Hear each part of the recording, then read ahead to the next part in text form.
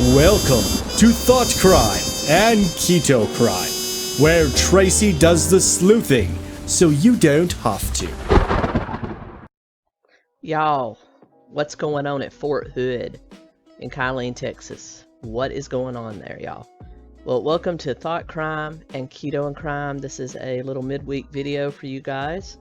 I've been studying the case of Vanessa Guillen, like so many others, the missing, or should I now say deceased, Army specialist, that her remains were found June 30th in the Leon River, near the Leon River, in 3 separate holes. Her decapitated and partially burned remains were found. And as a result, another Army specialist by the name of Aaron David Robinson was actually being questioned and was suspect in her disappearance and murder, and he actually took his own life earlier this summer near Killeen, Texas as well, when he was approached by law enforcement in connection with the then disappearance of Specialist Guillen. Now, once I dug into this, I was expecting just to cover this case. But the problems at Fort Hood go back a long way, almost to 2002, but I'm not going to start all the way back there. In November of 2009, there was a Army officer and psychiatrist by the name of Major Nadel Hassan who went on a shooting rampage, killing 14 Army personnel and wounding 30 others. This was a huge trial. It was eventually uncovered that he had basically been communicating with a terrorist organization based in Yemen, and that led him to commit what was essentially a terrorist attack on his fellow soldiers at Fort Hood.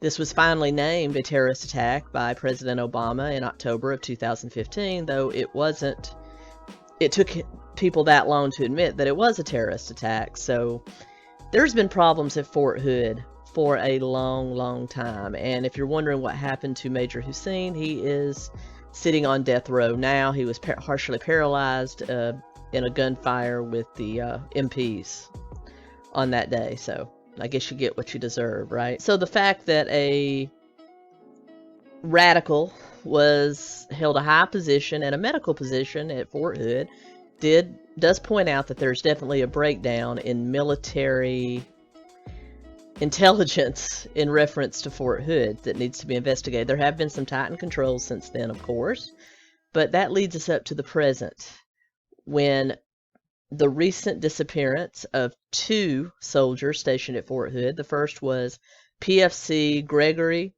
Morales, pictured here to my left. He disappeared around August of 2019, and his skeletal remains were found in Killeen, Texas, identified by dental records June 22nd of this year. So he's been missing a long time, and the Army had actually marked him as AWOL, absence without leave, even though he was set to be discharged just a few days after he disappeared.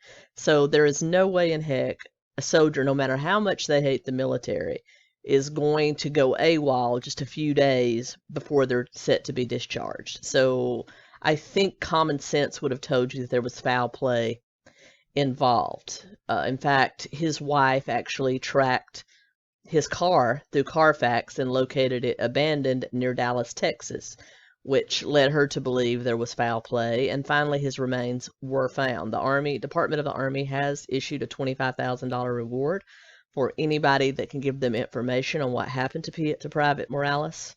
And I certainly hope that this investigation is brought to a swift and judicial conclusion. Now, what gets me is that his disappearance and his body being found was overridden by another. I'm not saying that anybody's life is worth more than the other. Of course not. They're all equal.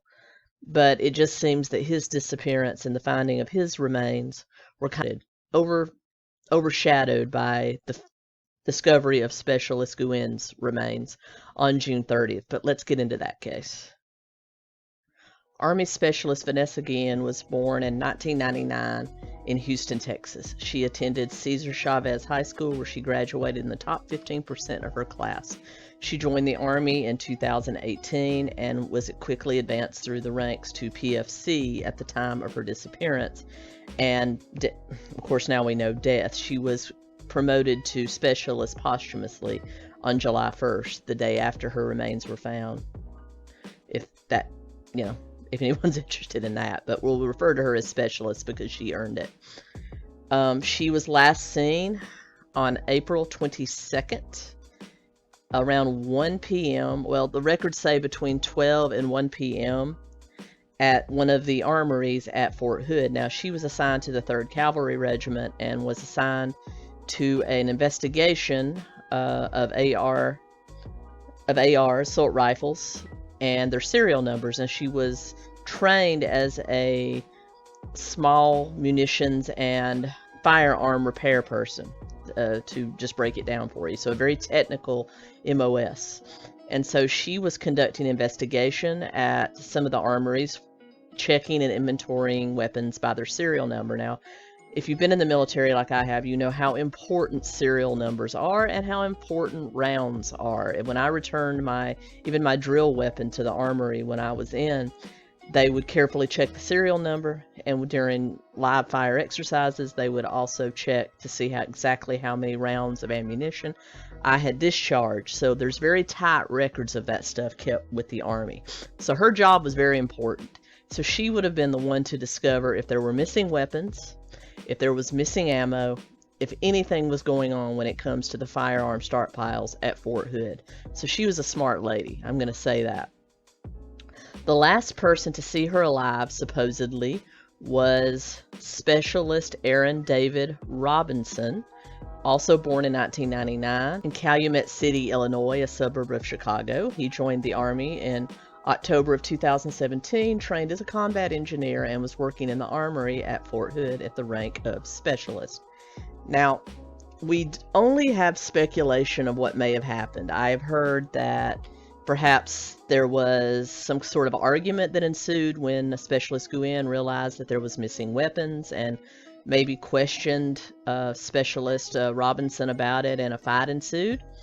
But there's also speculation that there was some sort of personal argument going on because Specialist Robinson was dating a woman by the name of Cicely Aguilar, who was an estranged wife of another Fort Hood soldier. They weren't divorced yet, just separated. So some people speculate there was perhaps some sort of argument that escalated to the point of perhaps Guillen threatening to report him for conduct unbecoming for dating a married woman. And whatever happened, we know now through confessions of Miss Aguilar that Specialist Robinson bludgeoned Specialist Guillen to death with a hammer, and then placed her body into a tack box and took it to the Leon River area and hid it. And then we know from cell phone records, funny how cell phone tracking is coming very handy in these cases, that both he and Miss Aguilar actually went back on June 21st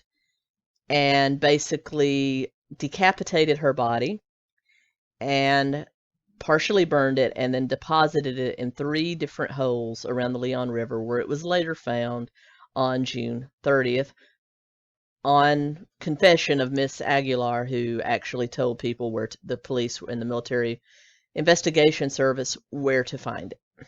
Now, we do know from her family that Specialist Guillen had reported that she had been sexually harassed by a unnamed sergeant. I've seen sergeant, I've also seen superior, way back before she ever disappeared. And her mother had wanted her to report this to her chain of command, but instead Vanessa said, I'm going to handle it. And for all of those, let me take another round here. There's also a former National Guard officer in Milwaukee by the name of Betsey Shoulder. She's a kind of a lecturer now at the University of Wisconsin-Milwaukee, and she's a retired National Guard colonel. and I believe had also served in the Air Force prior. I've seen all kinds of different speculations about that. But anyway, this is her Facebook page or Facebook post that she put, sort of apologizing for a post she made in a private veterans forum about how sexual harassment is a kind of the price of admission to the good old boys club of the military, and if you complain about it, you're going to get burned, snowflake, something to that effect. And then she went back and is writing an apology. Now, first of all, I don't buy her apology. I think what she said was really out of place, but the sentiment wasn't. Let me explain. Having served in the Army myself, not only served 2 years, and I'm quite lucky I never experienced any sort of sexual harassment that I'm aware of. But it does go on, and even though the military as a whole has done a really good job trying to crack down on it, it still exists. I also worked in the food service industry. It exists rampantly there. There was an old adage, it's not will you be harassed, it's just how much and to what degree. Now, as bad as that sounds, I'm going to say this, that the Army and a lot of industries are a good old boys club, and if you're going to be a woman that advances, you're going to face obstacles. And so you have to have a thicker skin and understand that maybe some things need to be reported while other things don't. Now, please don't come after me. I support the Me Too movement in its theory. I don't believe all women, because women lie, just like men lie. But I am of the opinion that we need to take all accusations seriously and thoroughly investigate them. But you kind of learn it when you're in the Army and when you're in male-dominated industry, that you pick and choose your battles. I don't have a problem with somebody calling me darling or little miss. I grew up in the South. That's just whatever. But if you put your hands on me, I am going to deal with it. I had another line cook grab my butt. I used to be real thin and svelte. Grabbed my butt, and I grabbed his hand and bent it all the way back and told him if he ever did that again, I'd break his hand. He left me alone. So I understand what Vanessa meant about dealing with it myself. I'm also going to say that I understand Colonel Schwoller's sentiments about how you have to learn to pick your battles and deal with it, though I think the way she said it was vastly wrong, and it almost like she was condoning sexual harassment. Yes, I understand it's a good old boys club, but that does not give you or anyone the right to put your hands or use quid pro quo to, exert sexual dominance over anyone. I'll never agree to that, and I'll never say that's okay. But I do understand the atmosphere in which Vanessa and a lot of female military personnel run, and we do learn to pick and choose our battles. So I just want to put that out there. Please don't come for me. It's just my opinion. It's not set in stone. So what we know is that she was going to deal with it herself, probably in the same manner I dealt with the guy hitting me on the butt. She's going to man up, so to speak, and deal with it herself. And we don't know if that alleged sexual harassment had anything to do with her disappearance and killing. We don't know. We don't know what transpired between her and Specialist Robinson, because Specialist Robinson took his own life when approached. He went AWOL and then later took his own life in Kyleen, Texas, when approached by law enforcement. So we still don't know what went on. We still only know from the testimony of his ex-girlfriend, or then girlfriend, Cicely Aguilar. And that's her on the left. Isn't she a peach? I'm just saying. Nothing gets curled hair, and I know that that's not a very flattering picture when they take a mugshot, but yeah, what a peach. We also know that she helped Robinson by her own testimony in the affidavit that we have read from, or I have read from her interrogation, that she assisted him in burying the remains and then actually set up a phone call with him where he actually exclaimed to her, this was wired by police, where he actually exclaimed to her, baby, they found the parts. So she led him down the road to save her own butt, as most people would do, I suppose, in this kind of circumstance. We also know that she was posting about supernatural things like demons and things like that on her Facebook and Instagram during this whole saga. So I'm sure there's a lot more of a nut there to crack, if you know where I'm getting. So we still have no, except for speculation, whether or not there was some kind of personal argument that broke out between Specialist Gwen and Specialist Robinson. But we do know that her life was taken and our reward is out for anybody that has more information so that we can piece together what happened here. We do know that even though she was listed as missing, foul play was suspected in her case rather than in Officer Morales or Private Morales' case, because he was gone. All of his possessions were gone. That's the reason I guess they listed him as AWOL. With her, her military ID, her bank card, the keys to her car, and barracks were all found in the armory the next day. So I guess I can understand why they may not have suspected foul play in Morales's versus her, but I still say the fact he was about to be discharged is a factor. But anyway, we still don't know for sure what went on between them. I'll be watching this case, interested to know exactly what happened. But what I do know is that a very beautiful life was taken, and also senseless suicide by another, by another United States soldier. What was going on? What demons was he dealing with that led him to do this? So I'm interested to find out what happens. I'll continue to watch this case for you guys, but just wanted to let you know where we are, and I will update you as more information comes in on this case. And until next time, thank you so much for joining in. I love you all. Keto Comic out.